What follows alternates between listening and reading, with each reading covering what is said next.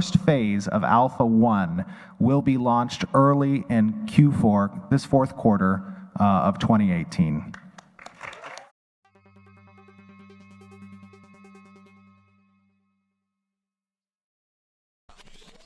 Hey everybody, Giant here with another video about Ashes of Creation, and this time around there's a lot I want to talk about. I have a lot of thoughts about what happened at PAX, so I hope you enjoyed this video and let's get right into it. First thing I want to talk about is some of the answers the Intrepid staff gave to the fans at the event, also some of the answers to questions from the Discord and the live stream, and also the new gameplay that we got to see. Let's start off by talking about the Tulnar. The Tulnar were one of the many stretch goals on Kickstarter and are by far the most liked race within Ashes of Creation, even though we have not seen a character model yet. But now, thanks to PAX, we can expect a character model sometime before Alpha 2. This piece of information got me really excited because I probably will play a Tulnar at some point. My main character is probably going to be an Orc Warlock, but I'm thinking about making a Tulnar Necromancer, so I'm really looking forward and I'm really interested in seeing what direction Intrepid Studio is going to take with this race. Regarding raids, we know now that there will be instant raids and open world raids. And we also know that Intrepid Studio is working really hard on balancing the competitive PvP as well as the competitive PvE scene. And from what we learned at PAX, the goal Intrepid has is to make raids really hard and competitive, which for me as a former World of Warcraft raider, and I mean I raided like 7 days a week for at least 8 hours during my prime time, so I'm really hoping that raids in this game are really going to be what I hope they're going to be, but we have to wait and see. But also, we do not have to wait that long, because we know now, thanks to the panel the guys did at PAX, that in Alpha 1, which is in Q4 of 2018, those systems, they will be tested. We will have raids, we will have sieges. So at the end of the year, at least, I know what I will be in for. I know what to expect, and I'm really looking forward to testing out this stuff. During one of the live streams, somebody made an interesting statement. He stated that the game needs action combat and good crafting. I agree, the game needs good crafting. Does it need action combat? Well, for me personally, I could not care less. I'm not a big fan of action combat, but I can deal with it. Steven Sharif stated that based on our choices in the skill tree and in the spells that we choose to equip, we decide if our gameplay, our combat is be more action combat based or more tab targeting, which I agree with. I think that's a good way to do it, and it caters to every type of player. This fact has been known within the community for a while, but the question was asked again at PAX if every race is going to have different stats, to which the answer is yes. Some people disagree with that, they don't like it, they think there will be a meta because of it. I like the fact that every race is going to have different stats, and also I do not believe that we will have a race meta. Every race has two versions, and I believe that for every class you choose to play, you will have viable options when you choose your race. Something that I feel like I should point out, but it's a little bit more on the negative side, is that we still have not learned a lot about the summoner class. Thanks to PAX, we know now that summons can be customized, and depending on the group size of summoners, different creatures can be summoned. For example,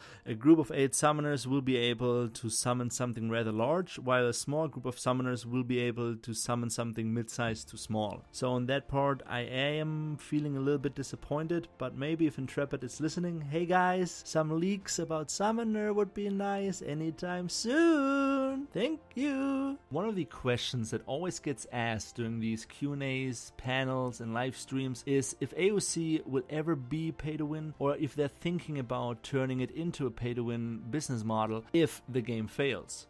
And Steven Sharif always answers the same way. The game will never ever be pay to win. And right there you got the reason why I have been drawn to this game as much as I have. If AOC really will never be pay to win, I will be one happy giant.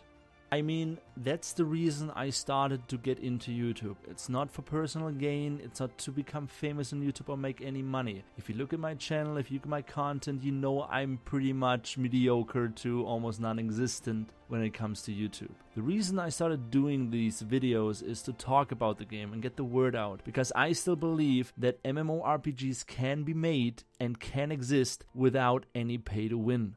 Period. Another thing that we learned at PAX is that the Necromancer class will be able to choose between two play types. One is good, one is evil. The good version will be able to summon the spirits to support its group mates and raids, while the other one is your more traditional necromancer that can summon the undead and release the horrors upon their enemies. The question was asked if there is going to be any sort of cross-server PvP mode, and Steven Sharif stated clearly that the chances for that happening for launch are rather small, but that it could happen further down the line. Which I am okay with, because at one point or another you are probably going to have fought everybody on your server and you're going to be looking for new competitors and new people to fight. So later down the line, having a cross-server PvP mode, I'm okay with it. Thumbs up, bring it on, looking forward to it. Something I want to add on top of the last topic is, somebody also asked if Steven is thinking about making AOC an esport. He said clearly right now it's not their focus, and I'm happy he said that, because it should not be their focus right now. But he also stated that further down the line it could also be a possibility. They have to wait and see. I personally would love to see another MMORPG move up in the esports scene, because I like that sort of stuff. But we have to wait and see. Here's thumbs up, and let's hope for the best. Since PAX, I've been seeing a lot of posts pop up where the main focus is on the combat, and a lot of people are complaining about the combat, saying it's so bad that the game is meant to fail.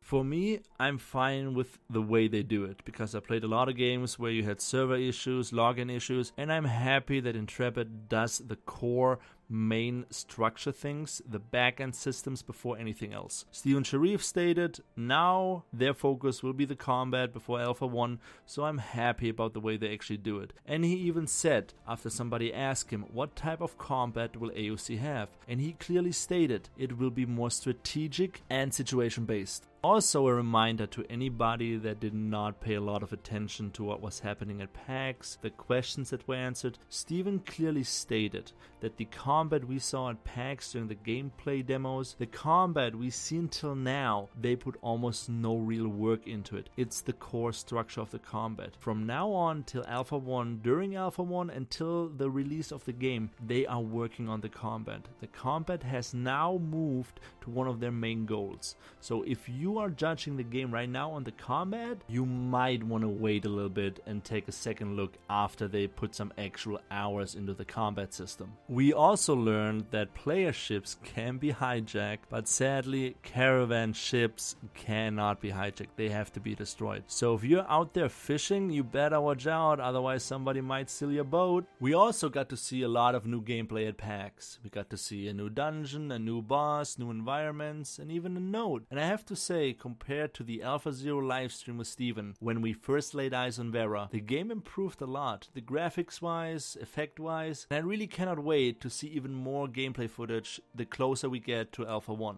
The last thing I want to talk about has nothing to do with the game, but rather with the community around Ashes of Creation. I've been playing MMORPG since EverQuest 1, and I never experienced any community as productive and positive as this community. I know we still do not have a community manager, and also a lot of good moderators stepped down to become content creators. We are also dealing with a little bit of drama here and there, and there's a little bit of bad blood now and then between a couple folks, but overall, I believe the work the community does as a whole is something completely new to the genre. Because here you have a bunch of people that have the same passion for the genre as the creator of the game. All the feedback that we're giving back to Intrepid is being used to make this game a success. So here's me appealing to everybody within the community, keep up the good work, and I will see you guys on the Ashes of Creation community Discord. Okay everybody, that's all I have for you today. If you're still watching this video, make sure to press that sub button and the bell button if you want to stay informed about everything Ashes of Creation. Thank you for watching, stay safe, and I see you guys around.